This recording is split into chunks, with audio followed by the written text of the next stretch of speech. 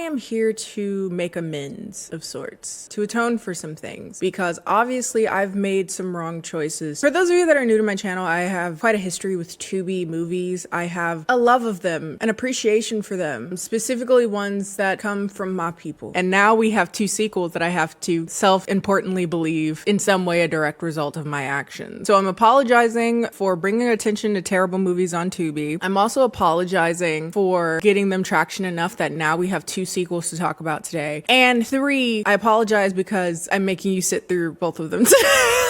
Again, I don't know how to suffer by myself. I have to bring people along with me. I don't remember if I said hi or not. Hi, it's Kendall here. If you're new around here, welcome. Not new around here, what is up, home skillet biscuit? This is the first wig I've worn in a minute, and it feels like I'm getting a facelift that I did not sign up for. And I'm just like, did my head get bigger? Possibly. Did the wigs get smaller in this economy? Also possible. I'm also wearing a shirt that Chibi bought me when she went to, was it Minneapolis for a layover? It's a Spam shirt. I love Spam. Very underrepresented luncheon meat. Don't eat it a lot because I would imagine more than a can and a half in your lifetime and you will die. So sparingly, but it's good shit. Hella salty. I do the light one that has less sodium, but still salty as shit. Anyway, garbage from TUBI. These are 2 sequels that have come out in the last year. And again, I'm self-important enough to believe that it's a direct result of my scrutiny on them. And I'm going to completely ignore that one in particular ended with sequel bait. Because again, self-importance. Only person that believes in themselves just as much as me is Joe Biden, and we're both very wrong. But yeah, sit back, relax, and we're gonna talk about the sequels to Ebony Hustle and Pastor Thorne, because again, both of them have one. And also, one of them is actually, dare I say it, not bad. Not good, because it's still on TUBI. I am curious, are there good TUBI movies? I heard one movie in particular brought up when I mused about that on Twitter, and I might have to watch it. We'll figure that out for a different week, I'm sure. But one of them isn't bad, is what I was saying. And I'm curious if you can guess which one it is by the end. But one is like an actual movie, it felt like, and the other one is a continuation of the same self-aggrandizing thoughts that the first movie had. Again, we have this in common, I'm sure. Anyway, yeah, I'm gonna send you over to Admiral Kenny. Thank you. Hello everyone, this is Admiral Kenny, and today's video is sponsored by ThredUp. ThredUp is the only way I go about thrifting. I refuse going through bins. Everything smells like the back of your grandma's closet, a little dusty like forgotten shoes. That combined with being tall and plus size, pick a struggle. I cannot find clothes.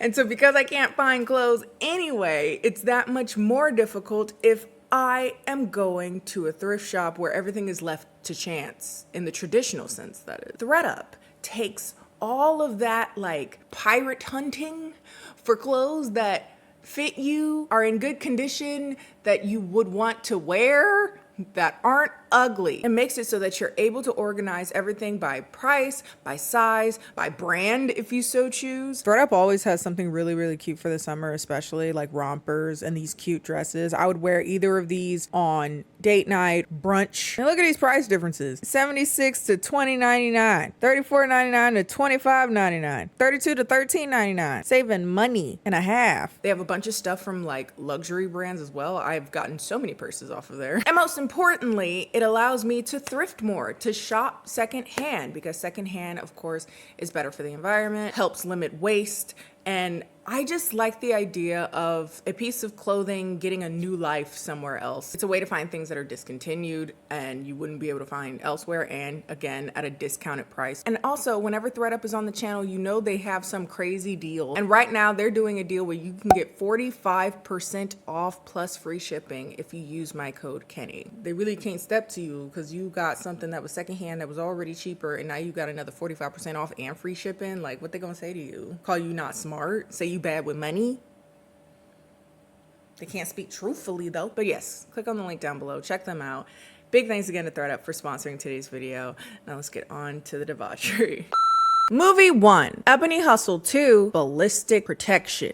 So if you recall, at the end of the last movie, I'll link both of the videos that I've done already about these movies, by the way, make it easy for you. Also, if I do any movie reviews, they are always in my Bad Movies in a Beat playlist, even if I don't have a beat. If they're terrible, they're there, so don't worry about it. I know people were like, what do you put bad, do you talk about bad movies? Yes, baby. I'm obsessed. They're still in the bad movies to be playlist. Anyway, so if you recall though, Ebony Hustle ended on a bit of a cliffhanger. But for those of you that don't remember what Ebony Hustle is about, because I've talked about a lot of shit from TUBI before, it is a movie about a woman named Ebony who is a former stripper turned detective who ends up taking down an underground gospel rap cult. Keep up or watch the video. And at the end of the movie, she seems to have started off a new career as a private investigator. So we're going to follow her on her next big case. Not really. This movie is a mess. Let me start off by saying that. The movie has like 4 to 85 different subplots, none of which are important, but I'm gonna tell you them anyway, because again, I watched the movie. We got to do this. But yes, the last movie ended with her being a private investigator. She got with a racially ambiguous man who, before she said was too old for her, who was at least 15 years her junior. The entire movie was, again, this kind of self-aggrandizing, I'm the hottest bitch around type energy. Like no person in the room with her could not want her and drop their entire lives to be with her. So this movie does have some of that. Less so. It's less weird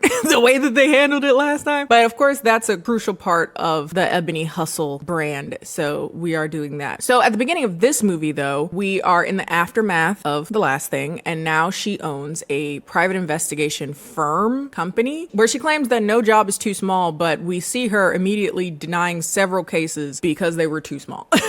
She would seem that she's also single again. Her and the dude from the last movie didn't continue on because he decided to move to California or a different state in general. I don't remember. And this movie begins with an opening scene of her talking to her new man in an ominous, troubling situation. She's dating a new dude, real cute, dark-skinned dude, real tall. He's cute. Stay with him. He's still a little young for her, but whatever. But he's been kidnapped. He's in some big deal situation. He has blood running from his head. He's in trouble and he's calling Ebony. And then we rewind to figure out how we got to the situation. I will say the first thing that I noticed in this movie, I don't know if it's the camera quality that's better or she's just doing her makeup better, moisturizing, got some Botox. I don't know, but she looks good. I think she looks a lot more well rested in this movie. I think she was a little ashy before. I don't know if it was the camera again. I mean, she don't look young enough that she should be saying the shit that she said in the last movie. If you're old enough to vote, you're old enough to stroke. But you know, you look good. Credit where credit is due. But anyway, but yes, we're leading into the scenario to figure out why the dark skinned dude was in the room kidnapped. So again, she's working at her PI farm, turning down business that's too small, even though she said there's no business too small. And one day we get one of the B plots that don't matter. This B plot is a woman who comes in with a few children claiming that she can't find the father of said children and she wants to serve him papers so that he can take a paternity test to prove that he is the father of these children and she can make him start paying child support. And this scene is way longer than necessary, way longer than it should be. You see how quickly I told you why she's in the room? But for some reason, we have to watch them go back and forth for a hot 6 minutes talking about why she won't do it.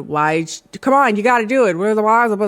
Start the movie. Where's the dark skinned dude? Like, who is this? And at some point I was going to ask myself, okay, does it all come together? And the answer to that is no. We don't need to know this. We don't need to know about this woman and her baby daddy at all. But throughout the movie, we have little moments that I suppose are supposed to be comedic relief where she's running after this guy to get him to take his paternity test, but it does not matter. Also, I've seen this guy somewhere. I feel like he was in the real movie, like the baby daddy. I think he was in a real movie before and I can't remember where, and I don't feel like looking it up. But again, the side plot doesn't matter. But all it is to say that she's a little unsatisfied with the type of work that she's been doing recently because it's been dumb shit like this. So one day she calls her friend Cal, who, if you recall in the last movie, wasn't a great person, but they're kind of just supporting character here as well. So you don't really learn how terrible they were unless you watch the first movie. But Cal has been playing basketball and she brings up that there's this guy named Mac that plays basketball at the same place and he's incredibly talented. He's like gonna go pro and he's really cute. And she's like, Ebony, you haven't dated anybody since the last guy that moved. Like, come on, you need to meet some new dudes, get some attention, have fun, blah, blah, blah. You're in a rut. So she does end up incidentally meeting Mac on the way to pick up Cal from the gym. Her tire actually bursts and they end up hitting it off. Immediately upon seeing him, I was like, wait a second. He's being scouted for the NBA at like 29. Like, is that not a bit old to be scouted for or maybe I'm wrong. I don't know. Maybe I'm showing my ignorance right now, but I've always heard of people getting scouted for professional stuff right out of college. So for him to be like 30, I thought that was a little strange, but okay. But immediately they hit it off. And the only thing that breaks them up is his manager, who is also like his childhood friend of sorts. He seems to be very adamant, the manager, of keeping women away from Mac, you know, don't get distracted by these groupies. You got to focus on going pro. I've invested all this money and time and effort into you. Don't get distracted. Go forth, you know, bring it home for your friends and your people. He is so nervous about him going pro that he ends up starting to give Mac pills, performance enhancing pills. Now, I don't know if this is steroids. Can you take steroids in pill form? Like the ones that people take in an effort to produce like up testosterone and like muscle growth and stuff. Can you do that? I don't know. But he starts to notice as he takes these pills that they make him feel strange, like not in control. He starts to like hallucinate, feel very emotionally overwhelmed and out of sorts and agitated. But hey, anything to bring home the goal, baby, to go pro. Meanwhile, Ebony is reminiscing about one of the girls that she used to dance with at the club before she quit to become a private investigator, right? This was a clip that was in the first movie, but I skipped it because I didn't think it would be important because they never really did anything with it. But in this movie, it's supposed to be important. So she's gonna go and start investigating whatever happened to her. Like apparently she had gotten into a scuffle with somebody at the club, and then Ebony had gone up to the owner of the club and was like, hey, we need more security. It's not safe here. What's going on? Only for this girl to end up dead, and Ebony ended up finding her body in the dumpster. Sorry, that got dark very quickly. Now, the boss of the club, Deborah, back in the day when this was happening, she was an addict. She was struggling a lot with Coca-Cola consumption. And now she has given up the wild world of being the owner of a strip club and is now a self-help, wellness, naturopathy person, like a guru. She sells vitamins and does a lot of yoga. Side note, the woman that plays Deborah, the boss, she's actually good. It really goes to show that sometimes talent can prevail regardless of what medium or what you got to work with. Sometimes we make do, you know, sometimes we can do it. And sometimes the script is just so bad, there's nothing that can be done. So I don't know if this is to applaud Deborah or to say maybe the writing is slightly better this time. I don't know, but she's not terrible. But yeah, she's closed the club down. She's now doing this like nature thing. She does like yoga in the park and stuff now, sells vitamins. And as we'll learn, I'm pretty sure this woman probably actually does sell these vitamins because it's not very subtle, the amount of product placement that goes into these vitamins. If she doesn't sell them, someone does who was involved with the making of this movie. Somebody knows somebody that's selling their auntie vitamins. But anyway, Ebony tries to get some information from her to no avail because Ebony and Deborah have bad blood because Deborah believes that Ebony talked crap about the club and that's why it got shut down. And that's not true. Ebony just didn't want to be there anymore. So she just left. Eventually though, Ebony ends up going out with Mac. They end up building a cute little relationship. They go places, and the entire time from his car is his manager Hayden just seething. So much so I was like, are you in love, nigga? Like, you seem real hot. But he keeps going on, but I'm trying to protect my investment. I'm trying to protect my investment. I'm like, you think he's sexy, don't you? You think he's sexy, don't you, Squidward? Anyway. But eventually manager goes up to Mac and he's like, your game has been sucking recently and you're focusing on that old broad and I know you're not taking them pills, so what's going on? So this is where Mac admits that the pills make him feel funny and he doesn't want to continue to take them. And the manager's like, believe in yourself, power through, nigga. So what that they're driving you into psychosis? Do you want it or not? do you really want, do you want to be a winner or not? Like, what are you talking about? He's like, he gives this incredibly manipulative speech about how you need to believe in yourself, stop getting in your own way, you know, keep taking the medication that's making you see things, nigga, so you can see a brighter future. He also brings up Ebony and how he's been seeing her going around with the old broad. And this makes Mac upset because he's like, don't talk to her like that. She love my life. I love her energy. But one of the many things that this movie starts but doesn't finish, this going into a conversation about the manager's self-hatred in regard to his blackness. Like, he doesn't want to date black women, or he doesn't like black women. He has a hatred for black women. Essentially that if Mac were dating somebody that wasn't black, you wouldn't be this upset about it. And they like go back and forth about it, but ultimately it never comes up again. It's just like one of many talking points and stories that we start but don't finish in this movie. So they keep dating, and one day Mac ends up getting very agitated at a green screen restaurant. This is uncanny valley, but apparently he was on the come down of taking the medication and Ebony doesn't know that he's even taking it. So she's like, what's up your ass, nigga? Calm down. He's seeing spots on the glasses that ain't there, and he's like, clean these glasses, nigga. What the fuck is this? You run an establishment like this? And she gets so like over it that she just leaves him there in the restaurant. Later, she tries to patch things up with him, and she's basically like, what was going on? And he tells her about the pills. He also tells her about his relationship with the manager, about how he's not just my manager, he's more like a brother, an abusive brother, but my brother nonetheless. But he was there for me when we were kids and things were rough, and you know, he helped me build my career, yada yada yada, blah blah blah blah. So I owe him my sanity. But she's like, no, you gotta do what's good for you, baby. Later, Ebony goes back to Deborah, ask about the dead girl that used to work there that she found in the dumpster, and this is where they're able to hash out their relationship, make up, reach a resolution in regards to their relationship, and also talking about how they wish they had figured out what had actually happened to the girl that died, and also that her family would reopen the case because the police kind of just said, oh, okay, we don't feel like looking into that. I just noticed my heating pad is just like blaring in the back. You talk about decor in a video, bitch. Talk about a filming setup. This is real life, ho. They talk about how Deborah had actually found out that she wasn't 19. She was actually underage working at the club. She was 17. And they like hug it out and cry about that. And then they go into that diatribe I was talking about her supplement. They, again, it's another one of those conversations that I'm like, huh? They go into a long conversation about how she's pescatarian now, how she really likes tofu. She has her supplements. She does her yoga. And this is all to lead into a thinly veiled ad for her supplements, but also they try to make it make sense by being like, oh, well, what do you know about these pills that Mac is taking because you make supplements? You know chemistry. I don't think that's how that works, but okay. And she's like, sure, I'll send it over to my chemist and we can see what's going on with it. She's like, but yeah, it's a bad idea. One day the manager goes up to Ebony and tries to intimidate her out of still seeing Mac, but she's like, well, I know you don't give a fuck about his well-being because you got him on pills. So he goes to Mac being like, why you tell the bitch I put you on pills? Because like, that's the problem here. And he's like, Mac lies and says, I didn't tell her, or if I did, it was because I was tweaking on the pills. But they end up getting into a scuffle, into an argument. And then we're returned to the first scene where he was bleeding from his head. He calls Ebony up and he's like, oh my God, the dude, my manager dude, come get me. Oh my God. He's in a nondescript room bleeding from his head. And here comes Ebony to the rescue. When she gets there, the manager's there like, I'ma kill you. But Cal comes, forgot about her, at the last minute to distract him long enough for Ebony to do this. Like, it was right there. Why were you struggling so hard, bitch? You ain't even had no duck bills on. What's the problem?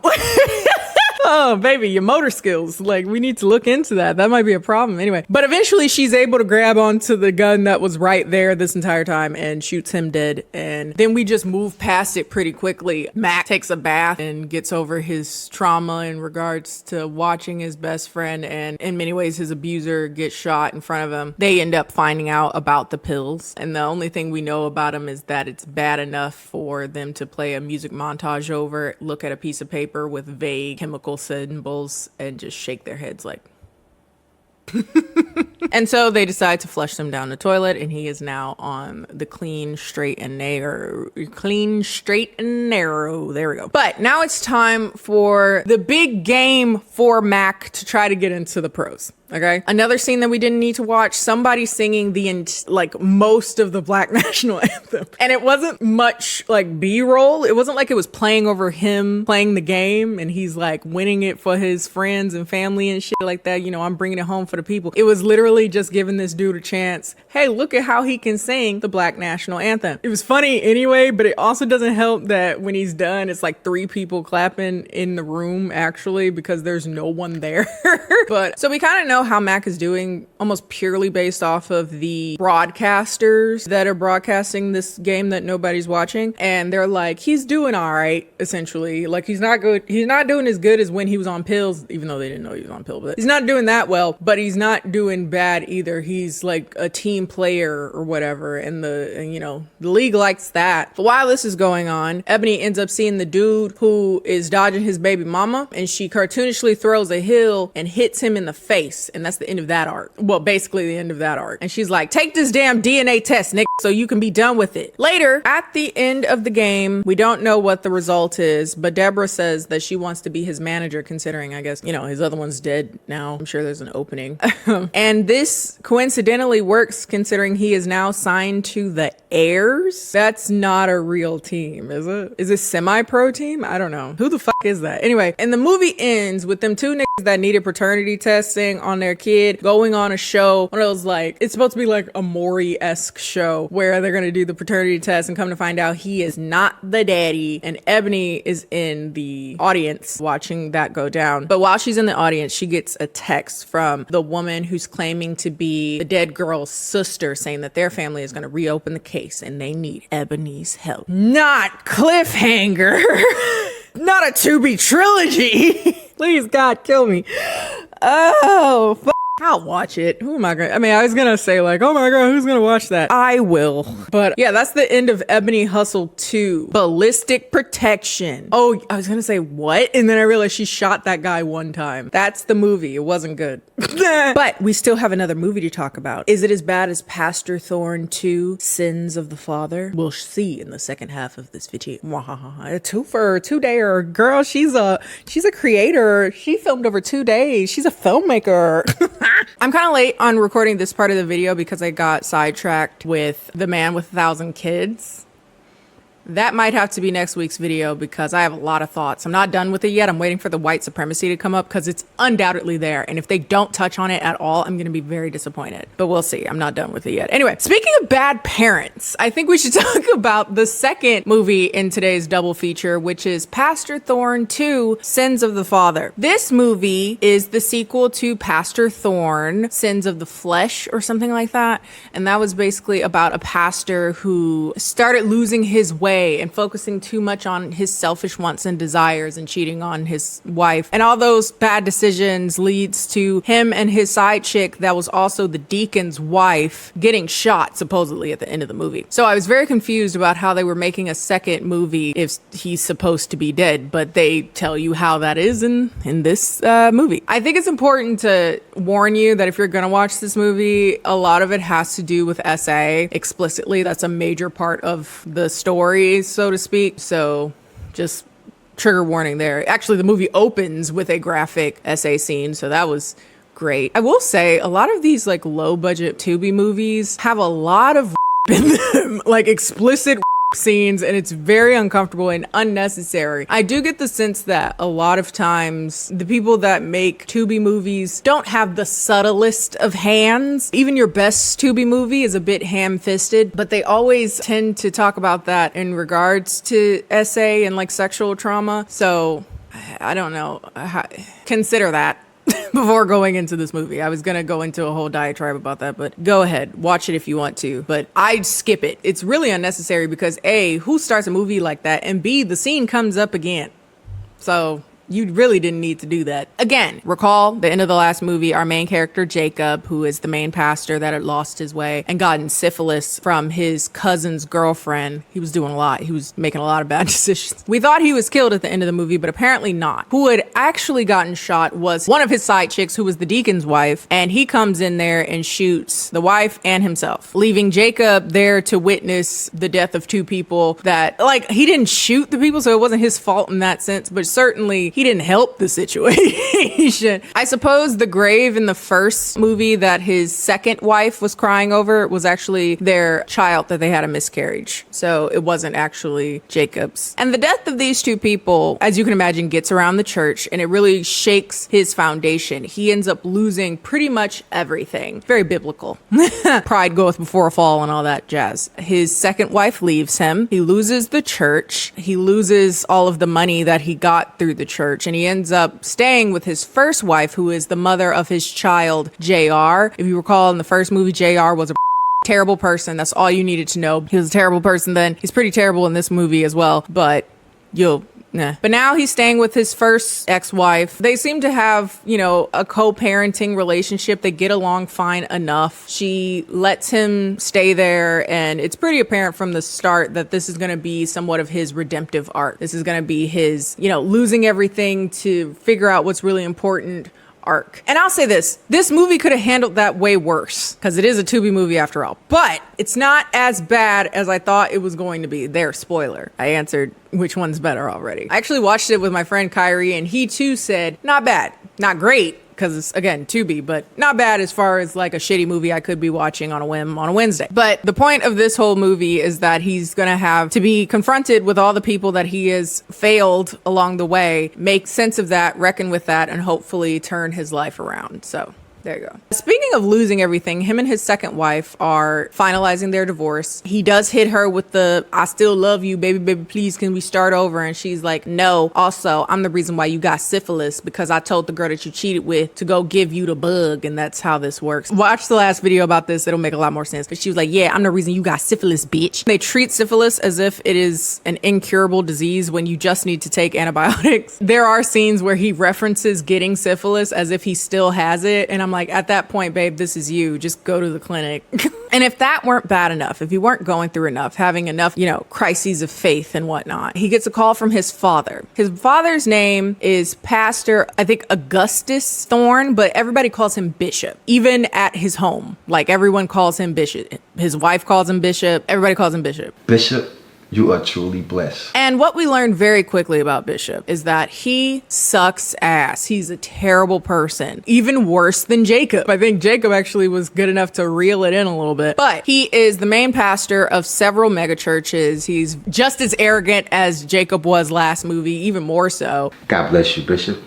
Stephen, if he blesses me anymore, I'll probably be greater than him. He lives a very pampered and pompous life. He has a very, annoying Southern Baptist drawl that he uses in every situation where he talks about himself as if he himself is God. But as far as, again, acting performances go, it's not great, but it did do the job of making me hate this person deeply. He is so annoying. He's a very stereotypical stern patriarch. Not stern. I think stern insinuates like not being abusive. He's an abusive patriarch, and he's not only not chastised for it, he's revered for it, applauded for it. He has a doting wife who makes him freshly squeezed lemonade. He lives in this gorgeous mansion, essentially. He kind of talked like he's Kanye West. He's constantly going on about how he's such a god figure, and he's definitely not well up there. So when he calls Jacob, basically demanding that he comes to the home that he's at to make sense of why you've lost everything, you know,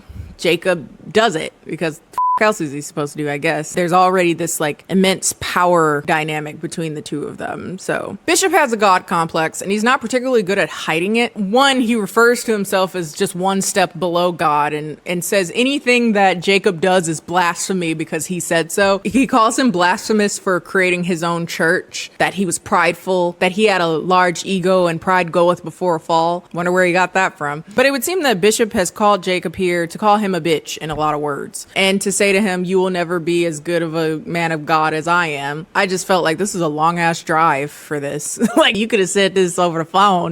I didn't have to come here. But it would seem that the real reason that he brought Jacob here is to kind of rub in his face that his son, Jacob's son, JR, has come to the Bishop household after Jacob had kicked him out for being an attempted like, I get it. Like, I get why he took. All right, whatever. First thing you'll notice is that is not the same actor from the last movie at all. They didn't even pick a guy that kind of looked the same, which was interesting. But he's there basically as Bishop's lackey as well. He applauds Bishop because he helped him out of trouble when the girl was gonna press charges for attempted. But he was able to smooth it over. And that's supposed to make him a good guy, I guess, in the eyes of JR. And then he says, you'll never be able to live up to Bishop's expectations. So f you, bitch. That's why I like my granddaddy more than I like you, ho. Because he helped me get away with sexual assault.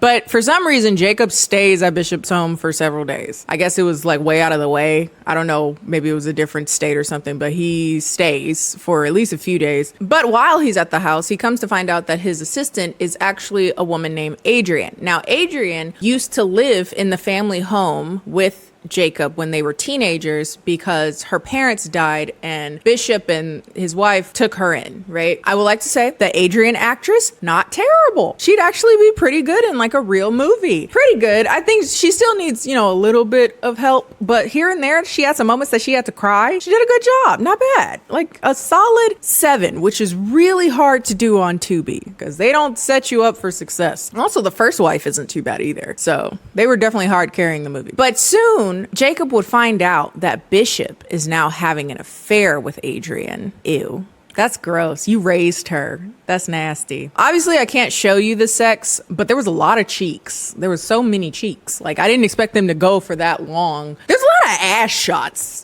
in the Pastor Thorne movies, particularly of men. It's like, oh, it's a lot of ass in here. What's going on with that? But yeah, Jacob finds them having sex across the desk. Adrian sees him and is like, don't say anything. She looks bored as if this is a thing she has to do regularly or a thing she does regularly. During the sex, Bishop refers to his penis as the Moses rod.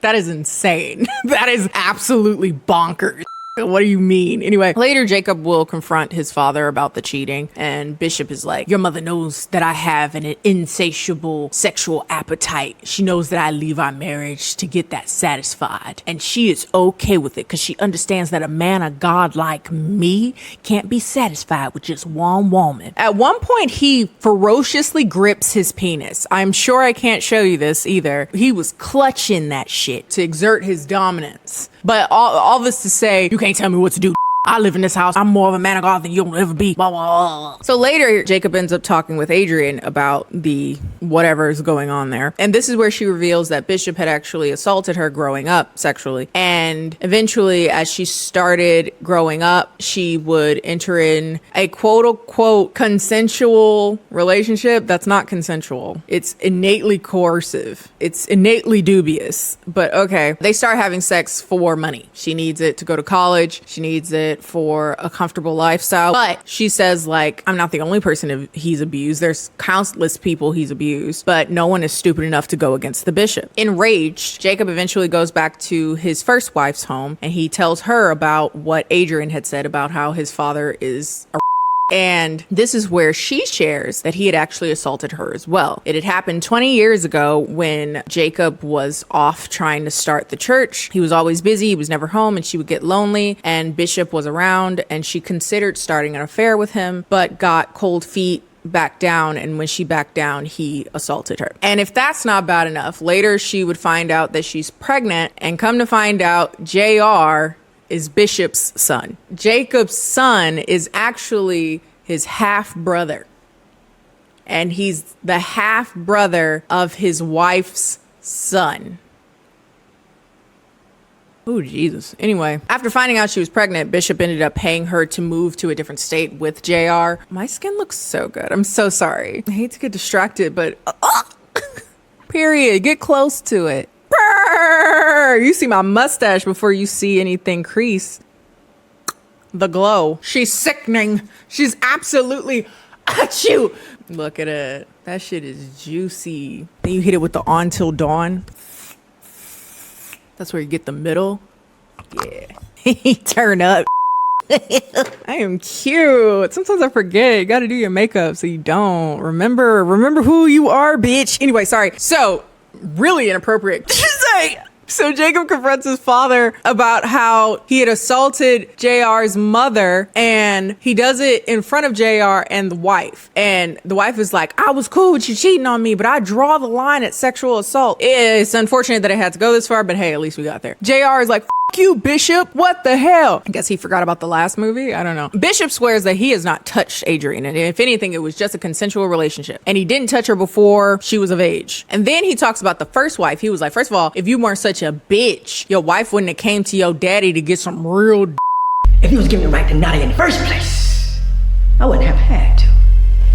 So Jacob punches him in the face. It's about time somebody did. And then Bishop comes back. He punches him with some body shots. You know, old man is fueled by evil. So he does get a good amount of rage out. Punches him, chokes him, spews Bible verses at him. This son of ours is stubborn and refuses to obey. Until the mom is like, get your hands off my child. Get your hands off him right now. So Jacob leaves and he's like, I'm gonna go get Adrian and the first wife to come together and come out accusing Bishop of abuse. And they decide they're gonna do that because they find out about each other. They finally realize they have some support. So they decide to come out about him being a sexual abuser. He is arrested on Sunday morning while he's at the pulpit. How dramatic. Tyler Perry gonna steal that one. Or has he already done that? I don't know. I don't watch all the Tyler Perry. There's too much going on. Incidentally, Bishop's deacon comes to his cell where they're holding him and he's like, I'm also a lawyer, which I assume they knew already, but you know, for the sake of a movie. So he's like, I'm a lawyer, so I'm gonna hold anything you say between client, what's it called? Client confidentiality. He's like, did you assault any of these women? And he's like, nah, I am innocent. You know, they lie on me because they lied on Jesus and I'm just being crucified, quote, for this dick. JR leaves the house still upset at Jacob for throwing him away in the last movie. And Jacob is trying to make amends with his son. I guess not his son, with JR. And when he tries to do that, JR is like, it's too late to do that now, brother. Ew. It's a little too late to play the father role, brother. How Oedipus. There's something Greek tragedy about that. Eli. And then JR leaves to go on a life on his own. I guess he gonna hitchhike or something. I don't give a about that little peanut head ass anyway. So a month later, news breaks that Bishop had been set free of all charges because of a lack of evidence. And despite this information, the mom, so Bishop's wife, seems way too cool about it. Like, she seems way too chill. She has the silent resolve of a woman who is going to eat you, or a woman with a plan. Because it would seem that the wife is in cahoots with the deacon. It's always the deacon, ain't it? She's in cahoots with the deacon. And the deacon is in cahoots with the DA's office. He goes up to the DA's office and he's like, let him go. Let him go. We'll pay you some money. There's a lot more where that come from. Let him go. And I was like, okay, because they don't want him to go to jail. That's too easy. That's too easy. We want blood, which, hey, I'm all for. I love a Greek. Like, I love the theatrics. There is a random scene of Bishop beating his dick and saying, not your will, but my will be done, as he busts a nut. And I considered not mentioning this scene because, I mean, we know that he has a God complex, but it's such an interesting thing to add in the movie on the way out. Like, the movie's almost over. You didn't have to do that. They also show his bare ass again. There's a lot of ass shots, but okay. So it would seem he comes downstairs for dinner, Bishop. And as always, his wife is there to give him the freshly made lemonade. But this is where she admits, or reveals rather, that she had been using a secret ingredient in his lemonade for a very long time, which was poison made from an herb that she had been growing in her garden for a while. And she had been slowly putting small amounts of it over time so that when she decides to use a lethal dose, he will die very quickly. And everyone will think it was a heart attack. This scene, hilarious. It's very funny. I don't know if it was on purpose or not. But there are certain lines that are absolute camp. Well, vengeance may be the Lord's, but karma's a bitch. And that bitch is me. He dies comedically bloody of a heart attack, and she then calls the ambulance with her best performance saying, oh my God, my husband, I think he just died of a heart attack. Oh Lord. So she calls the ambulance, lets them know the news that the newly released from jail off of charges pastor that had no enemies at all, Bishop Augustus Thorne, was found dead of natural causes. I guess no autopsy on that. Whatever. I'm not going to question all these. It's a TUBI movie. I know, right? Now, one may think that the movie's over. Nay, nay. That would be far too simple. That would make too much sense. It is not, weirdly enough, because for some reason, we have to go back to the second wife, whom we have not seen virtually the entire, since the divorce signing thing. And we have to watch her have a weirdly long sex scene with Jacob's cousin, who has also been recast. So I didn't even know who that was supposed to be. So it's the cousin that Jacob had sex with his girlfriend in the first movie and got syphilis. Follow. They have sex. I don't know why I needed to know this. I don't know why I'm supposed to care. But that happens. Also, the deacon and the mom are knocking boots. And they celebrate that Bishop has been concluded dead on natural causes. And they celebrate by bumping genitalia. And the movie ends with Jacob getting a new church, presumably his father's church, and him being restored fully because he helped take his dad down. So I guess, I mean, he was better than his father in the sense that he wasn't a And he helped his father's victims, so I guess that's the end of the movie. But yeah, this movie isn't great, but it's still better than the first one, which even though the bar isn't particularly high, but it's better significantly than the first one. And I am proud of that because we've learned some things. We've gotten better. The second, Ebony Hustle, still trash. Actually worse than the first, which is a feat because the first one was terrible.